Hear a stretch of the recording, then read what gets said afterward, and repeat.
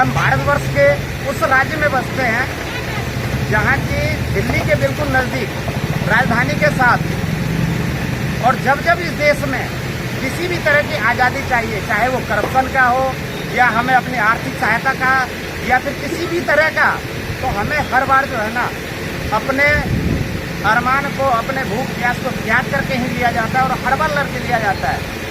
इस देश का जीता जागता सबूत हर जगह आपको दिखेगा, आपकी अपनी जेब में, नोटों पे। भारत की आज़ादी के लिए बापू ने न जाने क्या क्या किया। अन्ना हजारे जी को आप भी जानते होंगे।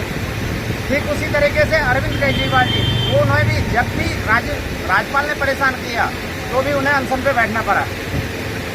आज हमारे कॉलोनी के विकास के लिए जब इन्होंने देखा कि कॉलोनी में विकास नहीं हो रहा है, अपना सब कुछ त्यागने के लिए खुद पे खुद पहले से तैयार थे, लेकिन इन्होंने अभी कुछ दिन पहले जो एक एक्सीडेंट हुआ जिसमें एक छोटे बच्चों की जान गई है, उनके इनसे दिल के आहत पहुंची है और उनके लिए इन्होंने भूख हड़ताल पे जो बैठा है, और एक नहीं शायद दोनों बैठे हैं। मैं भी जानकारी लेता हूं और बताता हूं आपको कि कौन कौन है और कब से हैं और कहां तक खबर पहुंची है। आप कब से वार्ड नंबर 3 में रहता है, बड़कम विधानसभा वार्ड नंबर 3 का है। ये दिल्ली के नज़दीक सबसे नज़दीक पहली कॉलोनी है। दिल्ली भी आपस में करते हैं। मेरे यहाँ मौजूदा सरकार में या कांग्रेस सरकार में या मैं कहूँगा भ्रष्ट सरकार में, दोनों भ्रष्ट सरकार है हमारी नज़र में। मेरी इस कॉलोनी को आज 35-40 साल बची है। देश को आज़ादी सरकार, कोई भी सरकार रहते हुए मेरे क्षेत्र में विकास नाम का कोई काम नहीं करा। आज मेरे यहाँ से 50,000 आदमी पर डे का रेलवे क्रॉसिंग पार करके उत्तरा रोड से टच होकर दिल्ली में नौकरी करता है। कोई फैक्ट्री में नौकरी करता है, कोई अपने बच्चों को पढ़ाता है, कोई स्कूल उधर है, स्कूल में जाता है।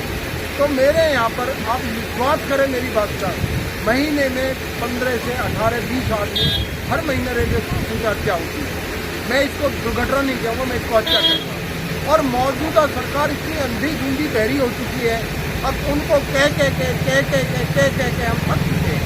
और लास्ट डिसीजन ये हो गया, अब परसों भी एक हत्या हुई है, 4 दिन पहले एक 14 साल का बच्चा स्कूल से आते वक्त रेल से एक्सीडेंट हो गया, उसकी हत्या हो गई। उसके बाद में अगले दिन एक लेडी एक्सीडेंट, उसके बाद में एक लड़की एक्सीडेंट हो गई। तो इन हादसों को देखते हुए, इन हत्याओं को देखते हुए हमने ये सोचा ये गूंगी बहरी सरकार किसी भी तरीका से सुनेगी, हम वही तरीका इनके लिए यूज करेंगे। तो पहला तरीका हमारा अनशन का है। 2 दिन हम इनको चेतावनी देने के लिए कहते हैं, हम भूखे रहे, प्यासे रहे, हर तरीका से हम अपने टेंशन की पूरी करेंगे। अगर इन्होंने 2 दिन में ये जागते नहीं है और ये भ्रष्ट लोग अगर इसी तरीका से रहते हैं, तो हमारी हजारों की तादाद में हम धरना प्रदर्शन करेंगे, अनिश्चितकालीन भूख हड़ताल पर हम बैठ जाएंगे। तो इस तरीका से मेरे विकास के नाम पे इस क्षेत्र में कुछ भी काम ना होने की वजह से आज हमें ये नौबत आई है, बस हमें भूख प्यास में बैठना। आप अभी सुन रहे थे हंसराज जी को, इन्होंने भूख हड़ताल पे इसलिए बैठा कि इनके आंखों के सामने अपनी कॉलोनी के निवासी को रेल से कटते हुए देखते हैं और क्या दुखदाई होती है, ये वही बता सकता है जो एक अपने दिल में आत्मा का वास करवाता हो।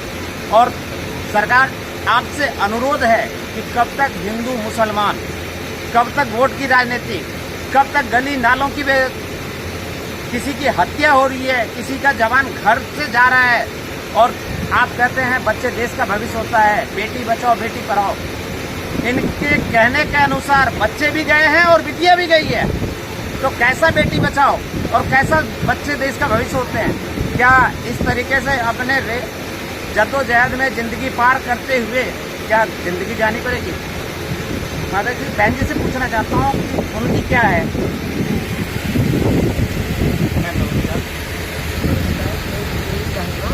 वार्ड नंबर 3 से मैं और मेरे पति है, ये हम दोनों पति पत्नी कल से भूख हड़ताल पे यहाँ बैठे हैं।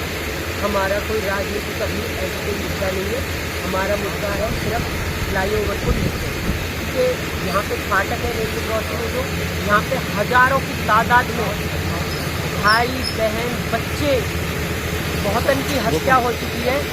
अब मैं यही जानना, मैं यहाँ पे हम यहाँ पे पति पत्नी दोनों कॉलोनी के विकास के लिए यहाँ पे बैठे हैं। कॉलोनी के विकास में हर मुद्दा आता है, फाटक का भी आता है, फ्लाईओवर का सबसे पहले आता है, क्योंकि जान मान की हानि यहाँ पे हो रही है तो इसके लिए हम सबसे पहले कदम उठाया हमने, क्योंकि हमारी जनता तो बचे पहले, सुविधा तो हम बाद में लेंगे। और हमारे वार्ड नंबर 23 के अंदर बहुत सारी समस्याएं, पानी नहीं है, लाइट नहीं है, सीवर भरे हुए हैं, गंदी नाली है, सड़क टूटी हुई है, हर चीज़ से तरसते है हमारी जनता, हमारे भाई हर चीज़ से तरसते हैं। सरकार से भी हम तरसते हैं, बिल्कुल परेशान हो चुके हैं यहाँ पे।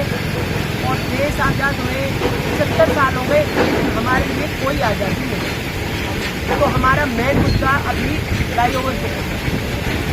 इनका मेन मुद्दा जो है फ्लाईओवर तो इनका कहने का है, लेकिन मेन इनका है जो कि इनके घर के आसपास के आस पड़ोसी जितने भी परेशान हो रहे हैं, इन्हें जबरन इन्हें राजनीतिक क्षेत्र में आने की जरूरत पड़ी, क्योंकि भ्रष्ट तंत्र से क्या हो सका और कहां तक नुकसान हुआ ये पूरी कल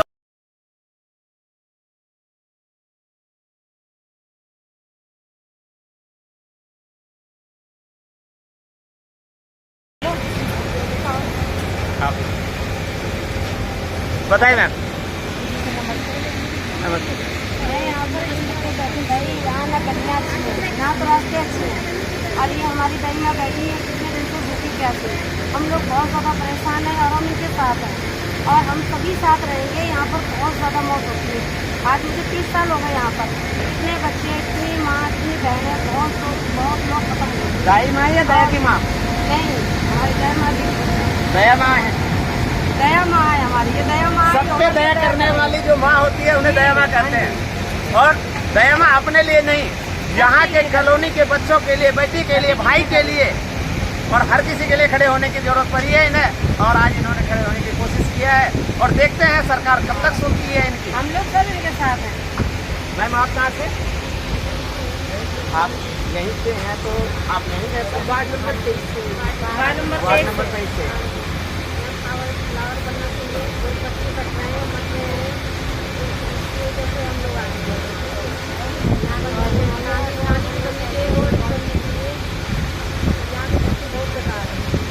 नाली, पानी, रोड, सबसे पहले फ्लाईओवर इसलिए क्योंकि यहाँ पे आए दिन हर किसी का नुकसान होता है।